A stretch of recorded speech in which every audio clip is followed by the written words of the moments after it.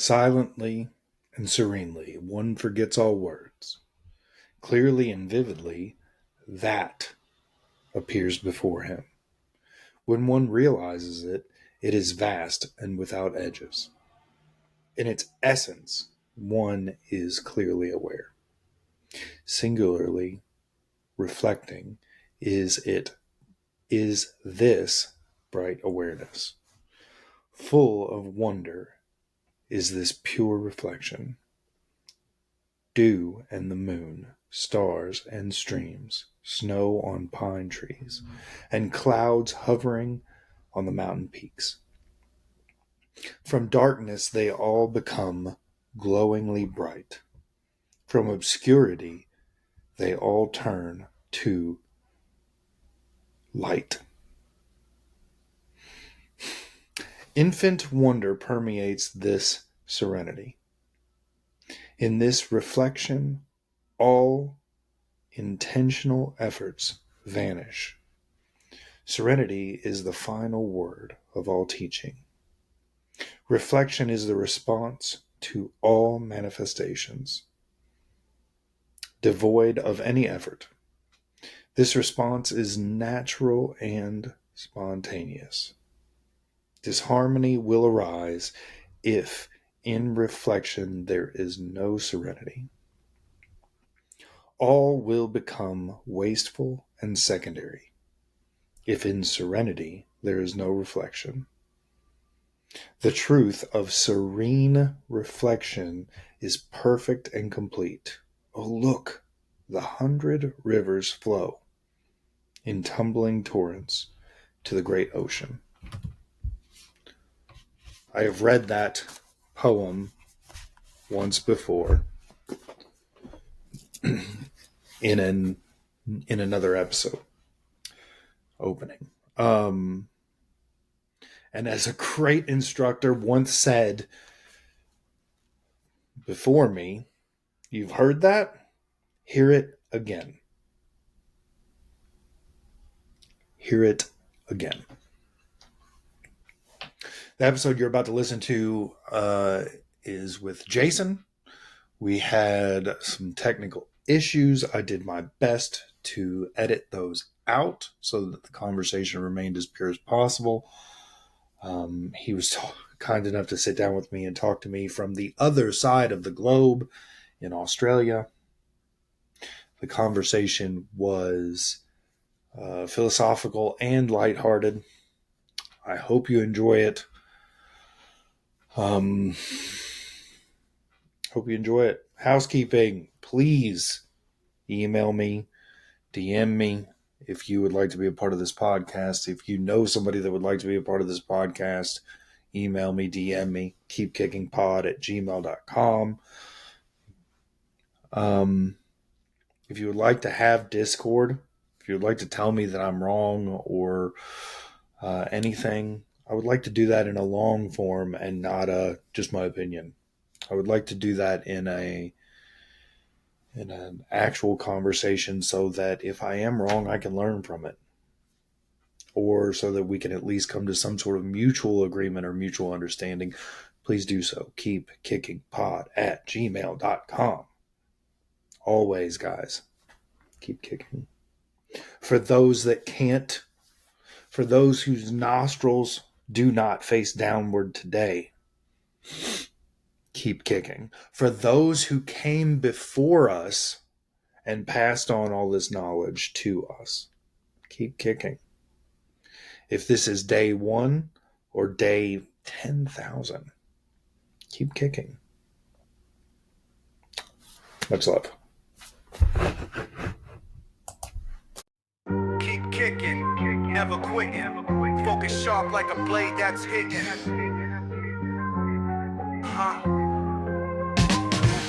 From white belt dreams to the master flow, Paul Coffey's got the mic, now the stories grow. Technique entails discipline and fire. Each guest brings truth to inspire. Keep kicking, step into your power. Keep kicking, moment to the hour.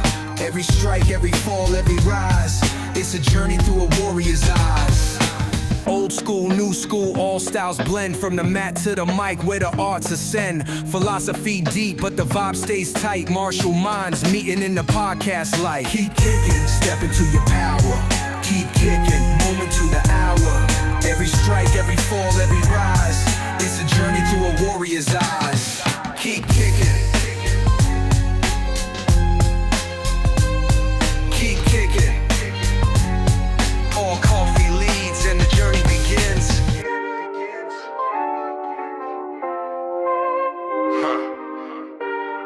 Paul Coffey leads and the journey begins.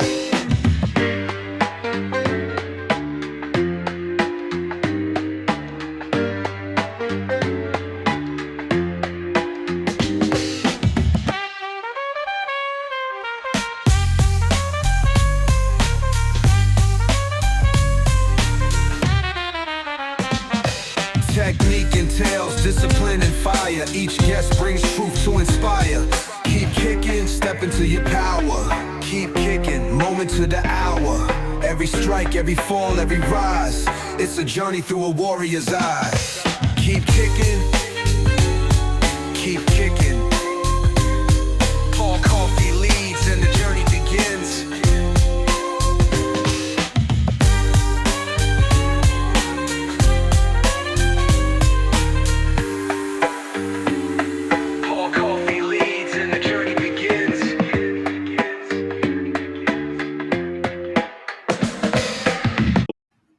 Hello, everyone, and welcome once again to Keep Kicking, Martial Arts Podcast, where I have martial conversations with my martial arts friends.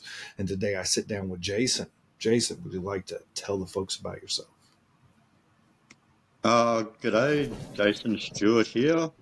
Been doing Wing Chun since '85. Everyone will probably know my channel, Jason Stewart's Chinese Boxing. I put on a lot of videos. I'm also pretty big on Wing Chun News Group and a few other groups. And yeah, just got an invitation to do this interview, so let's go. Sounds great. Let's go indeed. What got you started in '84? You've been doing it when I was 1 year old was when you started.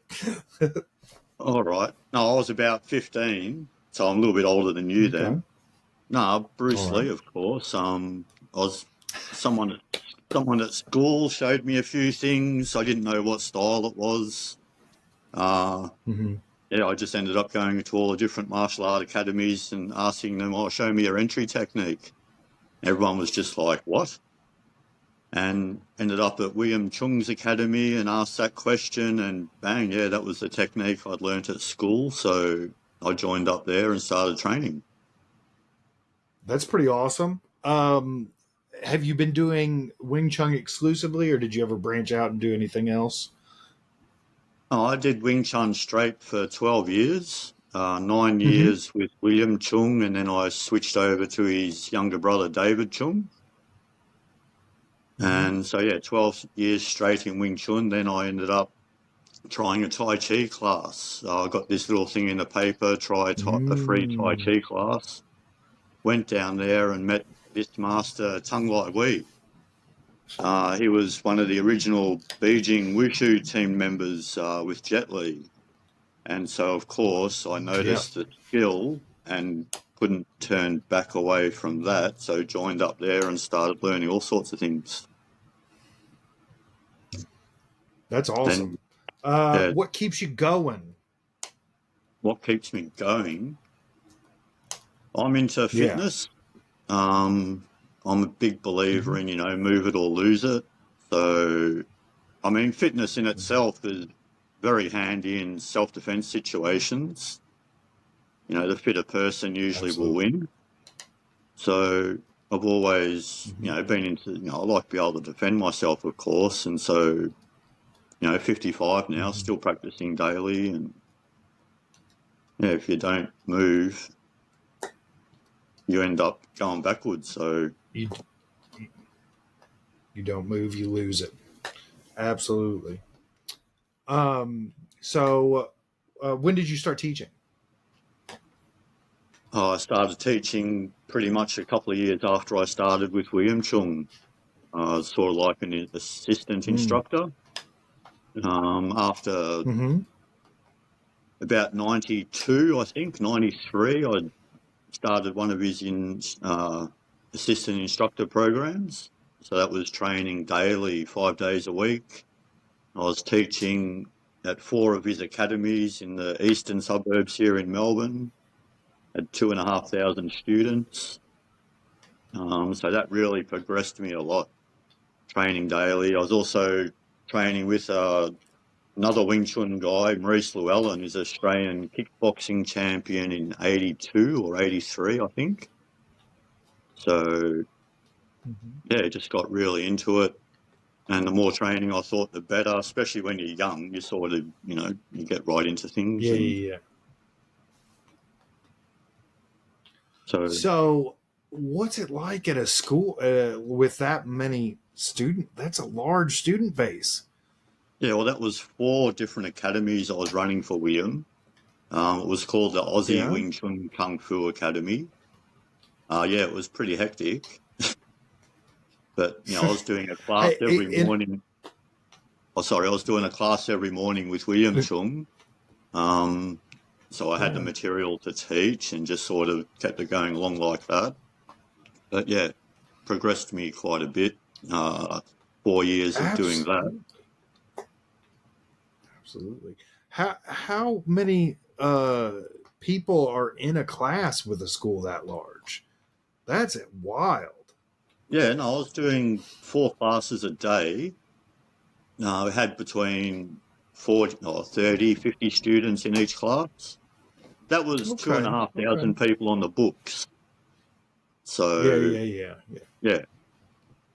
No, and you probably have your students that only come once a week and all that. Yeah, this was back in the 90s. It was really big here in Australia back then. So, we had a little team sort of helping out and all that. Maurice Llewellyn was the one that started all that up, or he was the main teacher, but when he took off, I took over. So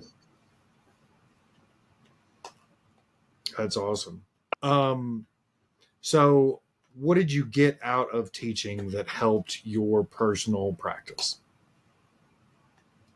Well, just going over the techniques, explaining them to people. Sorry, did you get that?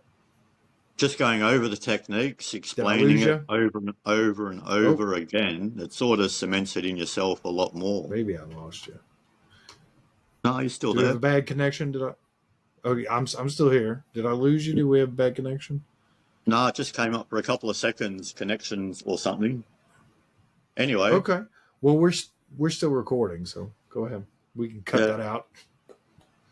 No, after training with so many people and teaching so many people, it just concretes your own thing inside of you. And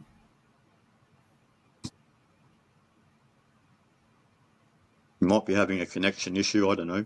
Can you hear me? Can you hear me still? You're cutting in and out. All right, we're back on now. I'll try again.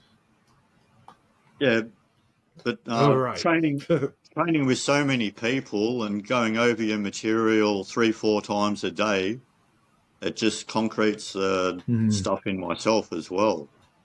So, and plus I've got so many different students to practice it with. We had people coming from all different styles. So, I got to practice or teach people from karate, from taekwondo, from boxing, etc. Mm-hmm. And so it actually helped me learn to vary my techniques, if I can say that.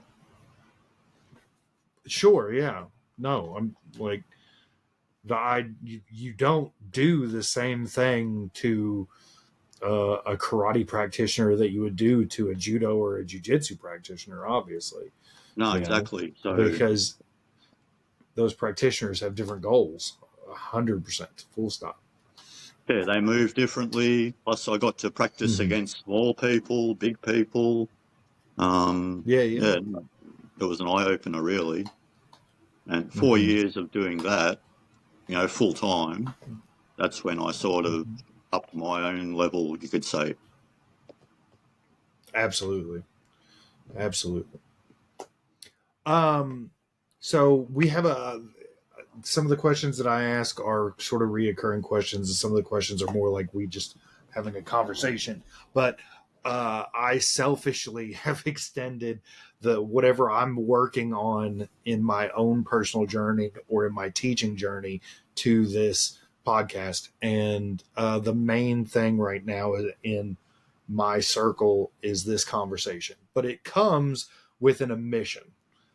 And the omission is, as a lifelong practitioner of martial art, I haven't been doing it as long as you have. You've got, by my estimation, about 41 years. I have 32 years and 28 years of instruction. So, but as a lifelong practitioner of martial arts, I recognize that I am equal parts sadistic and masochistic. But not every student that I get is going to be that. So the question is, how do we teach nonviolent people to be violent? How do you teach somebody that just doesn't want to hurt anybody to be able to defend themselves? Oh, learning to actually fight. My teacher always said, if you want to learn to fight, go to a boxing gym or kickboxing. And so I've always incorporated that kickboxing mainly into my class of people that want to, actually try it out. So put some gloves on, depending on their fitness, 3 1-minute rounds, 3 3-minute rounds. And it depends if they continue though. A lot of people after doing that once sort of not really up for the actual fighting part. So, but a lot of people are too. Right. So, it just comes down to actually sparring, and, you have to wait till the student's ready for that. You get a lot of different you get a lot of different variations in what people are actually physically capable of. So, it always depends on the student. Everyone's so different. Like I said, I mainly advocate for fitness. So as long as I'm getting them fitter and fitter and fitter, and I'm a true believer that fitness wins a lot of fights. Yeah, absolutely. So, it's a hard one, but some people just aren't up for fighting, so that's fine too. Everyone's got their own motivations, their own goals. So you have to sort of, cater to the student, really. For sure.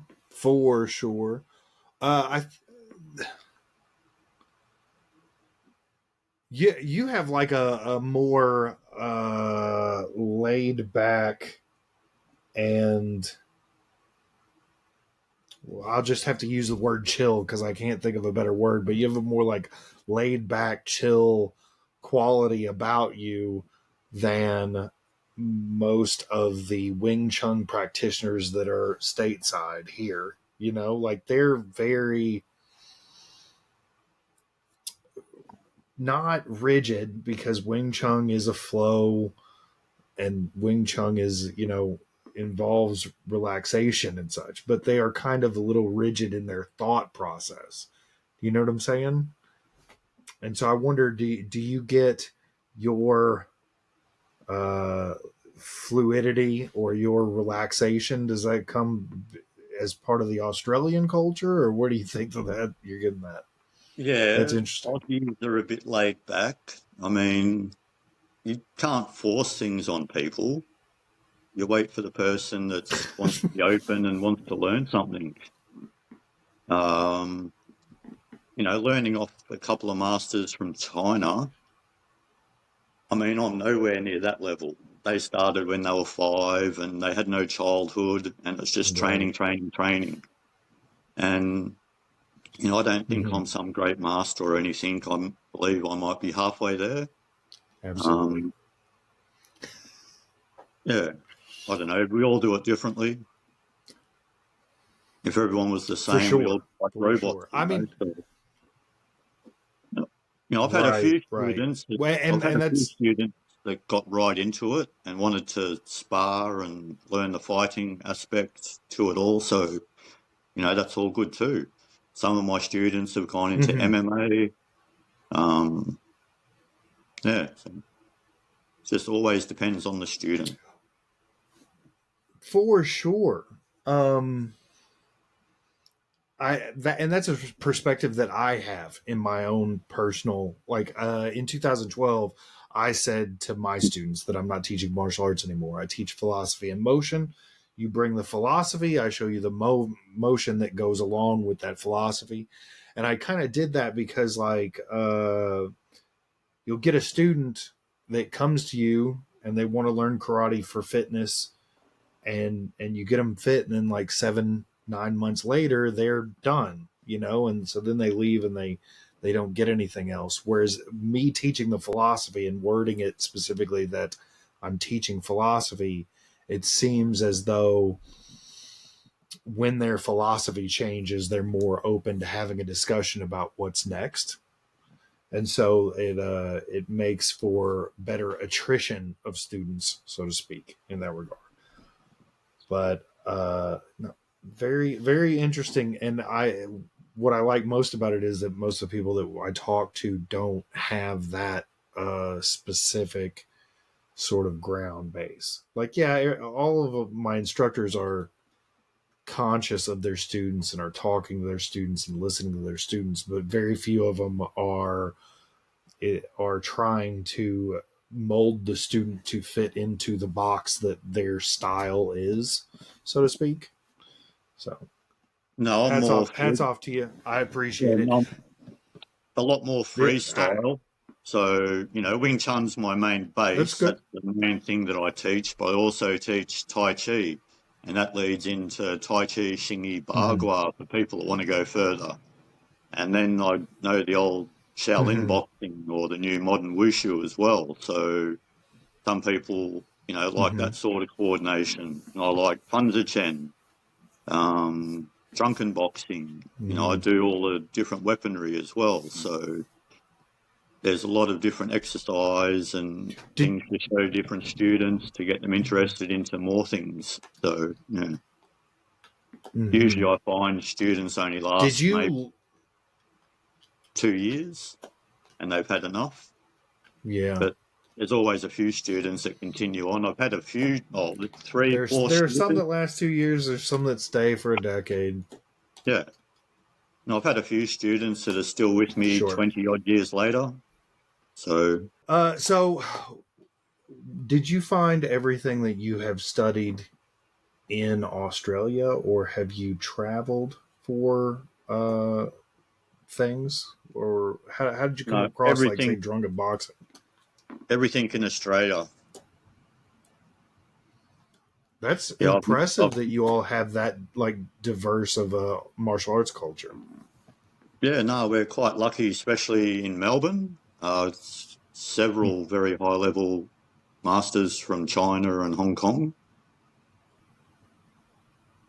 So, yeah. Wonder what made them move to Australia. Australia's the best place to live. Fair. Okay.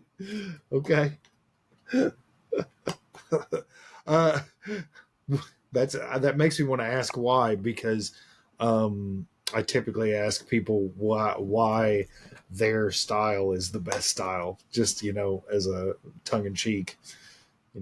All martial arts is good, but why is Wing Chun the best? I used to think Wing Chun was the best.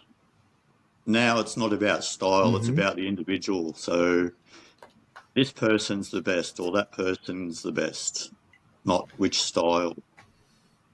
Especially training with people that grew up with Jet Li from that mob and other masters in China. It's not the style, it's the training.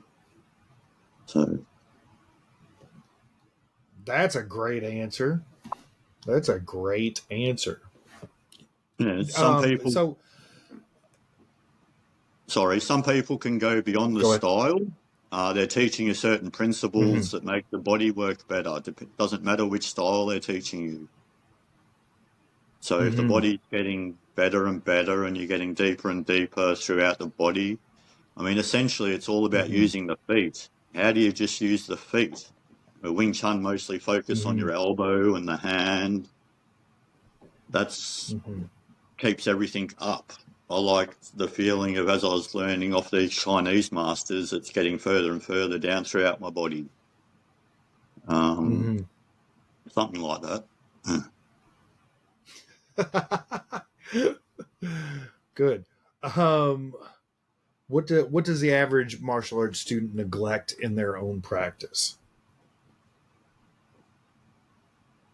Wrong diet.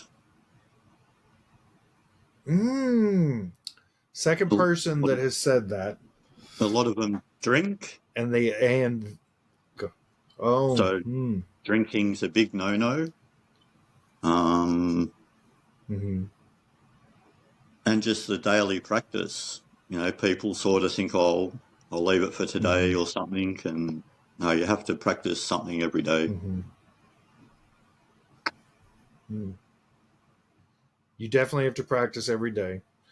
The school that I'm a part of, they say that your skill is only as good as the stack of paper is thick. And every day that you practice, you get to add one piece of paper to the stack. That's right. So that has felt most accurate out of all of the things that have ever been said to me about martial arts ever. Except they should also say that if you skip more than one day, a piece of paper is removed, because it feels like that too. Yeah, so I know the main thing that they miss out is they only train at class, they don't train at home. So you have to constantly, and a lot of people learn their basics and then they forget about that. They're just training the other stuff they're doing. So you always need to go over your basics. You know, you want to make that the strongest part, basically. Mm-hmm. Mm-hmm. Mm-hmm. What actually, we'll sidestep for just a second. When you teach Wing Chun, you have the like butterfly swords and stuff. Yep. Yeah. Yep. I love the butterfly swords, but I've never officially learned any form. So like I just know just the twirls and just messing about with them is what I know. I don't know any real. Well, they're just an extension of the hand. Is there? So you're doing the same movements with the swords as you're doing with the hands. So yeah, and they strengthen up the wrist. In Wing Chun, where you use our wrists a lot. You know, in Chi Sao, we're contacting at the wrist. It's a lot of wrist work. You know, it's very hard for people to do wrist locks on Wing Chun people. Is there a butterfly form? Butterfly sword form? Yes. Yeah. Yes. Yeah, there is. Everyone does it very differently. I don't know. Yip Man might have taught a few people. A lot of people have made up their own routines. My teacher, William Chung, he learnt the same thing as everyone else back in the day, but then he's changed a lot of things from his experience. He did a lot of street fighting. Okay. But yeah, he's got the form for the swords and the pole. You know, of course, the Shillam Tower, Chum Kill, Bill G, and all the two-person forms, we call them, the one-arm Chi Sao, double arm, one Sao Lap, Sao Chi Sao, and a few others.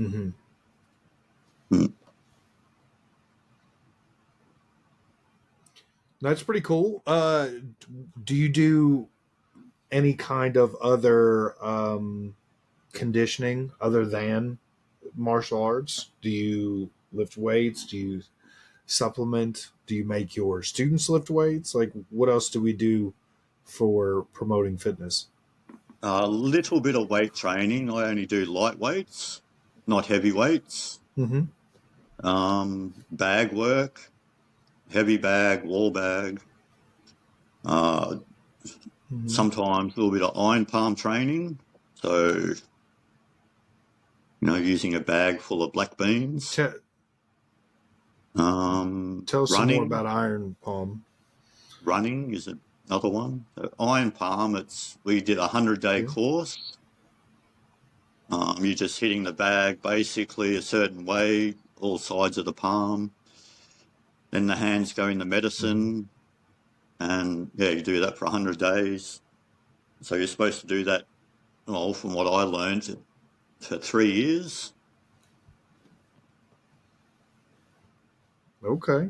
And you definitely get a 3 years in. Yeah, and then you end up with a heavier strike, basically. So, But one of my favourite exercises we learned one of my favourite exercises I learned was with a bicycle tube filled with sand, and we use that for skipping. So in the beginning, that can turn your wrist black. It's a very... So you use a bicycle tube like a jump rope? Yeah, filled with sand. It's a very good exercise for your wrists. I mean, sure, I'll try it. Yeah, it's really hardcore on the wrist. You won't last long to begin with, but after a while, it really builds up a lot of energy around here. I bet. I'll try it. I'll regret it. I'll cuss you, and I'll send you a bad message about it, but I'll try it. Because, like, if you take a bicycle tube and you fill it with sand, doesn't it weigh like 20 pounds, probably 15 pounds? Yeah, something like that. No, it's quite an extreme version William used to get us to do back in the day. Okay, I'll do it, but I don't like William already. I'm gonna regret it. Okay, you got anything else that's ridiculous torture that I should try? No, I'll just try that one for starters. That's enough. Yeah, it does sound like enough for sure. It does sound like enough, but I bet that makes all of your blocking and striking so much more effective by the time you get on the other end. You know, by the time if you could jump rope that way for like more than 30 seconds, your arms have to be strong enough to break somebody's bones just by blocking, right? Yeah, and makes a big difference. And we just did it in rounds, 1 minute rounds, 2 minute rounds, 3 minute rounds. But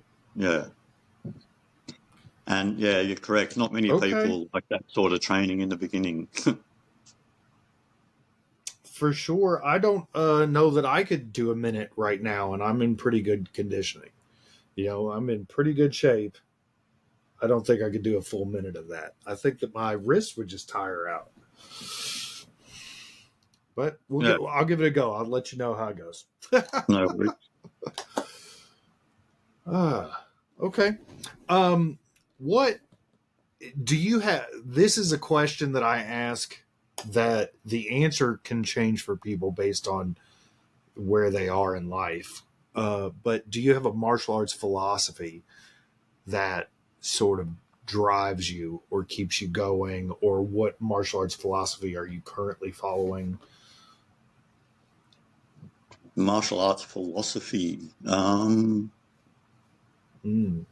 Get into it.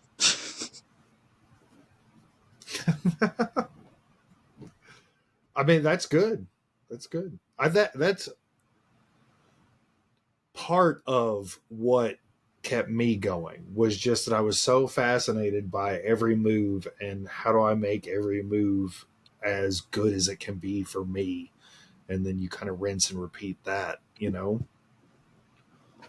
So get into it works great.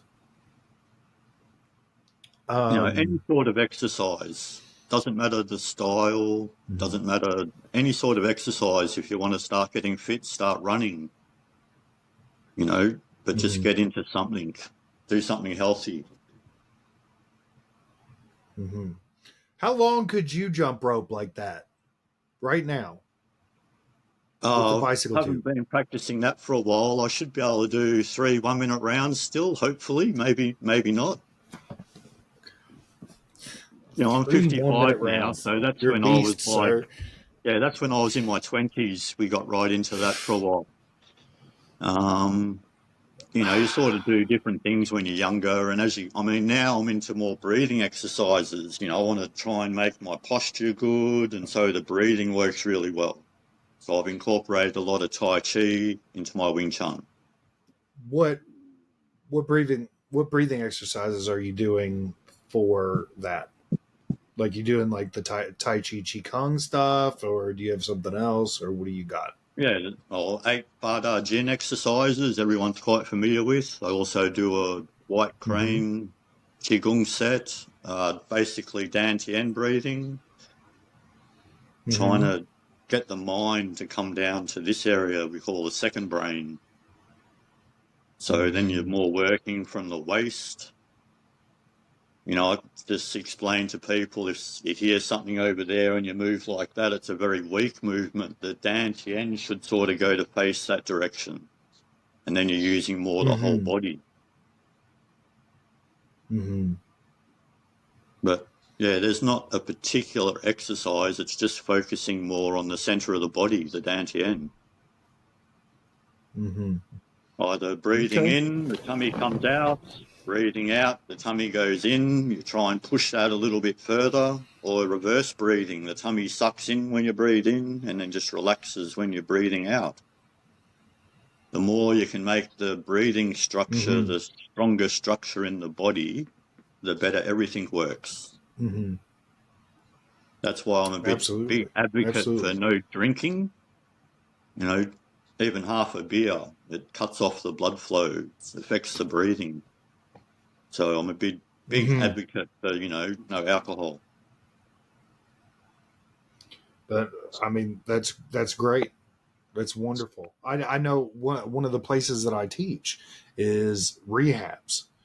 And the idea is uh, two parts, but mainly just getting people to have something they can do that occupies their time and their mind instead of drinking. So Yeah. you got a No, precious pup there. it's a big battle here in Australia. We're a nation of drinkers. So, but yeah, no, it's not good for you at all, and it's no good for your fitness. You want a long life or a party life, basically. Mm, yes. I didn't know that y'all were a nation of drinkers. Oh, yeah. The Australians love to have a beer. Why is that? Why is that? Well, personally, I have no idea. That everyone starts in Australia when they're about 13, 14, drinking cask wine, and every Friday, Saturday night drinking. And yeah, we have a big problem in Australia with drinking. So Okay. yeah, not my thing. I've always been a two-pot screamer. I have 2 beers and I'm gone. So I just it never agreed with me. That's fair. That's fair. I personally, it's been probably 3 years since I've had anything to drink. Somewhere in That's that good. neighborhood. I'm not, don't drink very frequently. I used to be younger years, 20s, would drink a lot. In, in, before I like cut it all the way out, 3 years I haven't had a drink. It would just be a couple times a year for my birthday, maybe New Year's, that sort of thing. Yeah, But same. yeah, no, I'm not huge on it. Mainly, I think similar to what you've got going on. Like, the idea is that this is the vessel that I'm training, and the stuff that I put into it makes a difference. I don't eat a lot of carbs. I don't, that sort of thing. I think that's also very important. And that's something that's it's not necessarily neglected in martial arts schools, but it is kind of overlooked. You know, Yeah, definitely. like you don't have very many teachers being like, you probably shouldn't drink, or don't stop at McDonald's. You know, Oh, exactly. Fast food's no um, good, and I try to advocate for mhm, healthy eating. So diets plays a very big role in it. mhm, mhm. And there's also like I don't know how into like Chinese medicine you've gotten, but there's some things that we as martial artists in theory are supposed to eat or supposed to consume. I don't currently do this practice, but I did do the practice of matcha daily. Have a good matcha, or some sort of self-made green tea morning pick me up. The antioxidants really help with the chi flow. Yeah, no, diet plays a crucial part. I've tried all sorts of diets. I was a raw vegan for 2 years. I was a normal vegan for a couple of years. Now I'm on the carnivore. So, Oh, right. yeah, and I advocate fasting, 1 day a Mm-hmm. week, no food. That's the old monk diet. Mm-hmm. Um, yeah, so, no, the diet How'd you get? aspect, sorry. How did you get from veganism to carnivore? Well, veganism didn't really do much for me. After a couple of years, it Mm. was no good. So, I look for something else. I'm always sussing out different diets. Since I've been on carnivore the past 9 months now, no sugar. That's made the biggest difference. I feel quite good on the carnivore diet. Mm-hmm. So you have to go by what your own feeling, I Absolutely. suppose. Yeah. No, absolutely. I was carnivore for about 7 months, where I was very strict, no carnivore, no cheat days, no anything like that. And then I started adding in other things. So now I'm up to like carnivore plus some fruit, uh, some other healthy fats like avocado, stuff like that. Um, I found that like carnivore was a really good way for me to strip out all the stuff that wasn't good for me, so that when I did start adding stuff back, you could kind of like feel out what does work and doesn't work for you. I will also say that I've lived as most of us do. I have lived many different lives, and at one point in time, I was a personal trainer, and a book that I recommended to most of my clients was called Eating for Your Blood Type. And that Yep. was a really interesting read because it talked about like some blood types need veganism, some blood types need carnivores, some blood types need this or that or this or that. And I dusted that off when I started the carnivore diet, because I got like maybe 2 months in and started feeling like first you feel really good because all of the sugars and everything flush out of your system. And I've tried a lot of diets like yourself. I've never gone raw vegan or anything like that. Mainly because I need so much damn protein just to fuel my body. You can't tell it because I'm sitting down, but I'm 6'5.5", so I'm quite tall. Um, and the carnivore, unlike all of the other diets, was a really good way to strip out all that stuff. And then like, oh, sugar's not good for me, rice isn't doing good for me, those sort of things.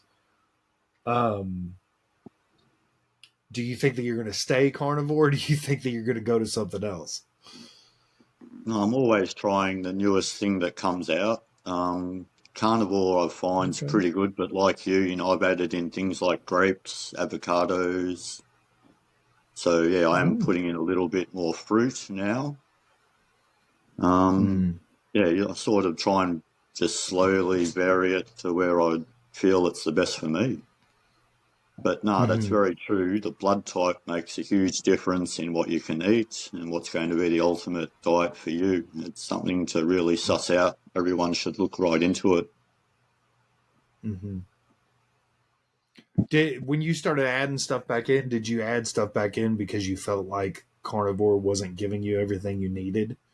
For me, I kind of felt like I was missing like some minerals and some vitamins that I was getting, from other things. Yeah, maybe. I sort of did it pretty hardcore for 6 months. I go quite extreme into something when I first started.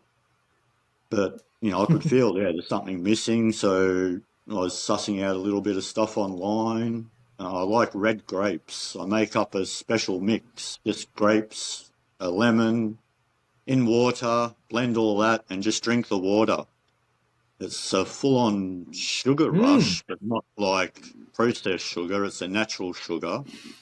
And yeah, I've never felt right. better in my life after I did that. Made me run to the toilet the first time straight away, but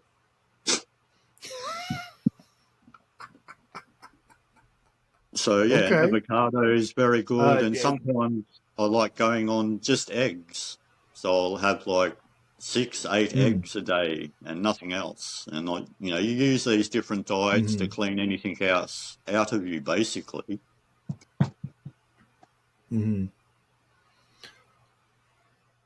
Um, what are you like juicing the grapes and the lemon or Yeah. cutting them up? Do you use? No, I Yeah. juice it, then I strain it. Okay. So yeah, my Do you when diet. you when you juice it? Do you even juice the rind of the lemon? Yeah.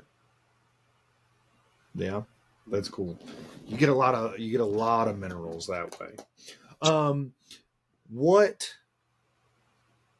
what is one technique or concept or training or philosophy if you could give every martial arts practitioner in the world, what is the one thing you would give them all? Holding the ball. Oh, it's good. Why? Because they all move around so much, they never get to stand still or just sit and think for a little bit. They all think, it's all about the moving. Still standing used to Mm, be one of the main aspects for Chinese Kung Fu.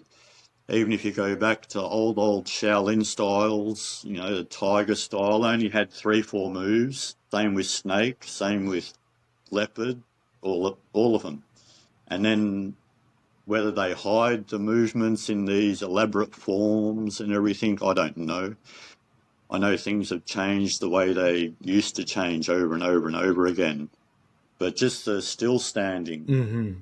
Wing Chun's very good for that because we're just standing still and just moving the arm a little bit into different shapes. So yeah, no, I Mm-hmm. advocate, if you can't just stop for a few minutes. Brains all. Mm-hmm.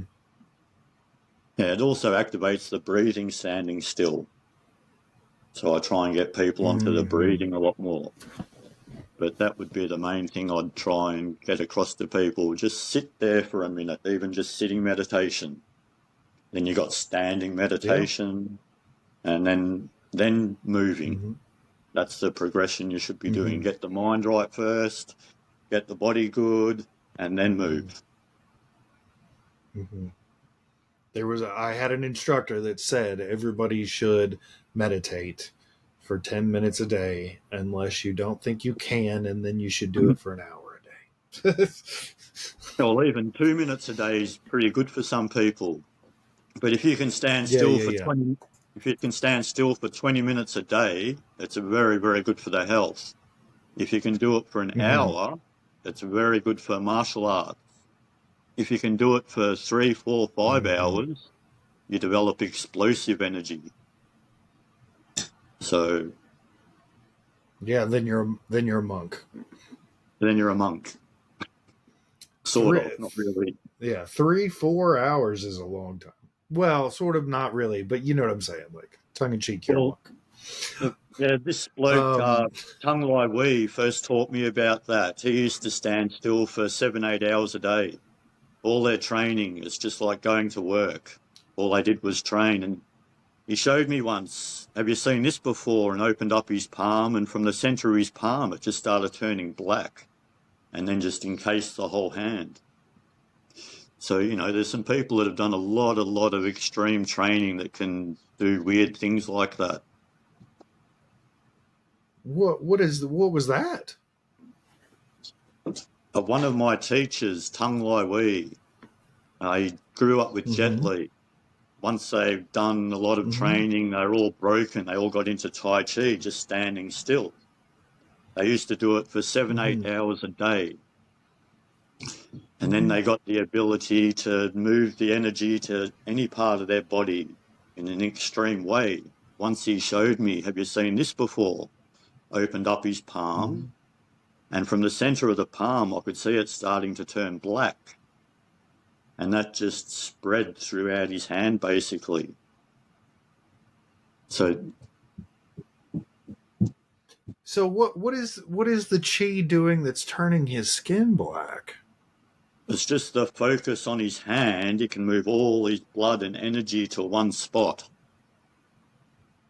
That's from That's wild. my understanding. I mean, I just freaked out when I saw it. So, Right. but yeah, I haven't experienced that yet. I did experience a gentleman in Florida who could do no touch chi, where he could hit you without touching you. I've never seen that. And I think I was 19 at the time, maybe 20, somewhere in there. And a 19 or 20-year-old young man, you hear somebody go, he can hit you without touching you, and your 19 or 20-year-old brain says no, he can't. Says do it, prove it, hit me. So this guy, he was 6 or 8 feet in front of me, and he hit me. And I made him do it 2 other times, just in case I was, getting in my own head or something. And the second and third time that he hit me, he put a little bit more into it, and he hit hard enough that I had to take a knee both times. And it feels the same as a gut punch. It feels like you're just being thrust punched in the gut, only you don't feel it topically. You don't feel it here. You don't feel it here. It's in there. And I think what he's doing is controlling his chi so much that it goes in and it strikes mine. I think that's what's happening. I've read the Tai Chi classics trying to understand it. I bought the Tai Chi classics like 3 days after that.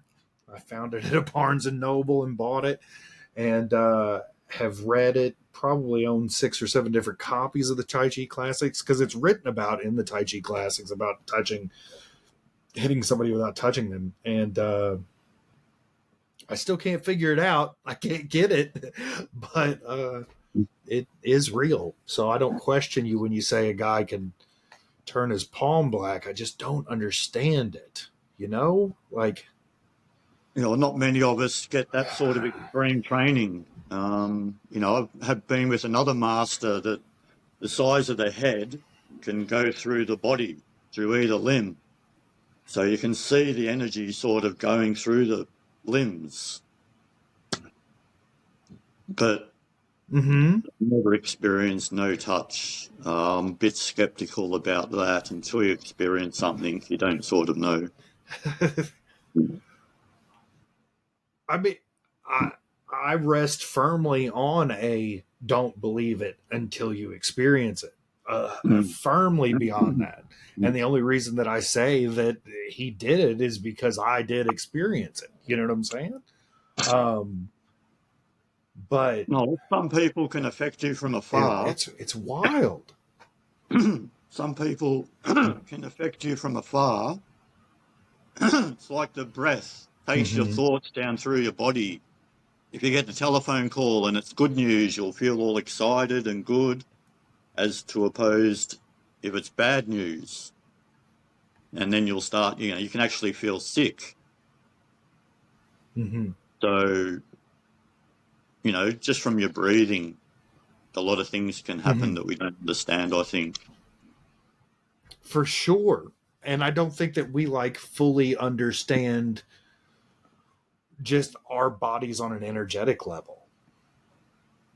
No, there's always more to learn. And yeah. So I don't know how. Are you familiar with there's a kung fu strike that's called the Flaming Arrow. Okay, we're back to recording. Yep. Okay. Have you heard of there's a kung fu strike called I think it's called the Flaming Arrow, where somebody hits you both sides of your body? Okay. They hit you pretty much at your solar plexus and then on the spine in pretty much the same spot. And it's weird because they can hit you pretty hard and you don't feel anything, here. They hit you and your energy comes in the center of your body, crashes and goes up, and it feels like they're giving you indigestion. No, I've never heard of that particular strike. I'm more into, you can hit someone and affect their blood, or you can hit someone and affect their breathing. And so you can do like a double. How do you do that? You can do a double strike. Hit the nose and it'll affect the blood and the breathing. Or, you can win someone so it affects the breathing. Or you can hit someone in the, kidney or something, it'll affect the blood flow. So, we go for particular points to get maximum effect on our strike, basically. It's not just randomly trying to smash someone in the head or whatever. You're actually going for particular points. So, you go for the chin. It's a knockout point. The throat will cut off the blood or the air, depending on whereabouts you get it. So some strikes will affect both. Some strikes will affect one. No, I like that too. All of it's good.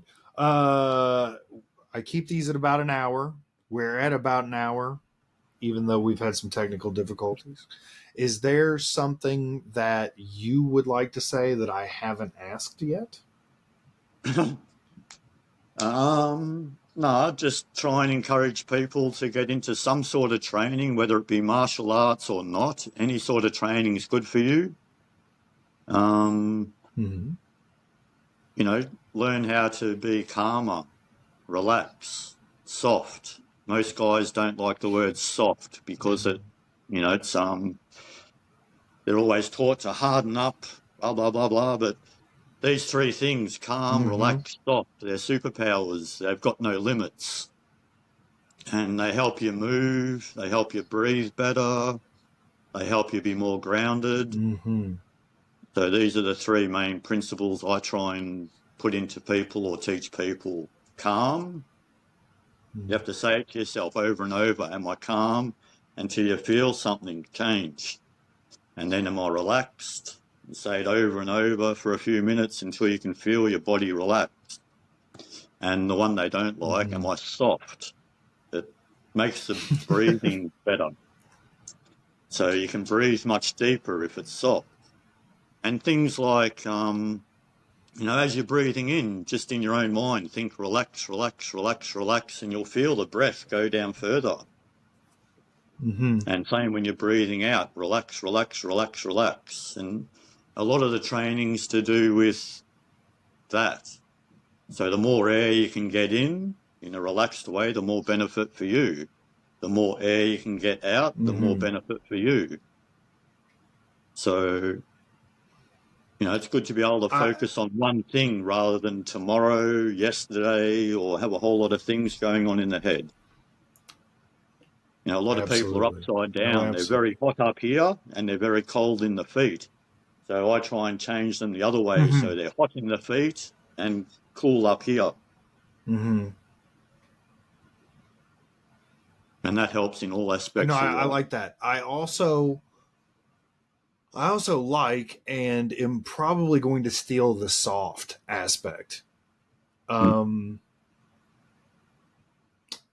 I've been working on teaching workshops and classes on yielding and on I'm no longer using the wording of yielding, and I'm no longer using relax. And the reason that I'm not using relax is because I have changed it to free to flow or free to move, because it's brought to my attention very basically, bodies bodies in motion stay in motion, bodies at rest stay at rest, but a body that is in motion is not relaxed because we have to have muscles engaged to stand up, right? So like that's the reason that relaxed is not at play. But the soft is interesting because you can be ready standing up but also soft. Well, I it comes like back to that. my Wing Chun. You know, you have a spectrum of energy from hard to soft. So that's would be Mm-hmm. Tai Chi. Wing Chun, we have a little bit harder and a little bit softer. Wing Chun's to the very extremes. So in Chi Sao, we have hard energy, or you can be very, very soft. Essentially, you want to be like a ghost. You don't want you don't you don't want the opponent to be able to feel what you're doing, but you still want the structure there. Mm-hmm. So Mm-hmm. yeah, just think about that. No, I like that a lot. We're going to incorporate that. And hopefully at some point in time I make it to Melbourne, I guess, and then you could show me around and show me the Yeah, no, look martial me up. arts. Anyone that comes to Melbourne, get in contact with me. I'll show you around. I've already met several other people that have come over here that are pretty big online. So yeah, no, we always have a lot of fun. Mm. And no problems there. That's awesome for sure. Um, Before we go, okay. Before we go, what makes Australia so good other than this martial arts community? Oh, well, like you said at the start, we're very laid back, not too worried about anything. We like having a good time. There's plenty to Mm-hmm. see. So yeah, I don't know any other country, so I've got nothing to compare it to. I still haven't seen all of Australia. It's a very big place. Okay, So that's yeah. fair. I I understand the middle's probably pretty dangerous. The middle of the country, Well, I'm from Central because it Australia, isn't the. from the desert. So you know, I live Oh, in okay. Cooper Pedy. It's an opal mining town. Mm-hmm. So yeah, it's That's different. cool. But yeah, most people live Okay. in the cities. There's not many of us that So live out there, but yeah, yeah, some people okay. I put videos on whenever I go home again and in the desert, in the opal fields. And yeah, That sounds wild, for real. In the desert where there's an opal field in Australia sounds pretty wild. yeah, look up Bet Cooper there's. Pedy. I bet. I bet there's Look up, huge spiders, and I'm out. I hate spiders. so only get little ones about that size. Don't say that. No, it's more the camels you have to look No. out for. It's more the camels that are the problems. They can sort of smell you from about 20 miles away and they come and try and stomp on your tent at night time. So they're the only What? problems. They're the only problems we have out there. They come stomp on your tent? Yeah, yeah. Yeah, they don't Why? like What? people. They just don't like people. They're very cranky animals. Well, I learned that new random fact that camels are assholes. Okay. Yeah, no, there's a lot Had of no rubbish idea. about Australia. All the animals here want to kill you. It's not true. It's only about 90% of the animals. We've got a few nice ones. Okay. About 90% of them want to kill you. And camels are on the list? Yes. Yeah, we've got a few million camels in the outback. A few million that want to Yeah. trample you to death? Okay. Okay. Well, that's wild. Okay. We're gonna cut it there. That's great, Jason. I want to thank you for sitting down and having a conversation with me, because you did so. You are now part of my martial arts journey, whether you like it or not, and I thank you for that as well. Oh, that's very I good. want No to thank problem. everybody for listening, and everybody keep kicking. And don't be scared to come to Australia. It's not that bad. Don't be scared to come to Australia, except for the camels. Hope you enjoyed it. Hopefully, the technical issues were not too egregious for you. I enjoyed it. I enjoy this community that I'm building. Please, I welcome you. Come be a part of this community. Be a part of the larger martial arts community. If you're in a club or a school or a dojo or a dojang or a gym and you are learning martial arts, I cannot express to you the value, the enrichment that your art will get out of you stepping out of that space and meeting more martial artists, talking to more martial artists, working out with more martial artists. We have more in common than we have apart, and it's bigger than this small cluster that exists within the space you're comfortable with. I promise you it'll make you grow. I promise you it'll change your life. Please keep going.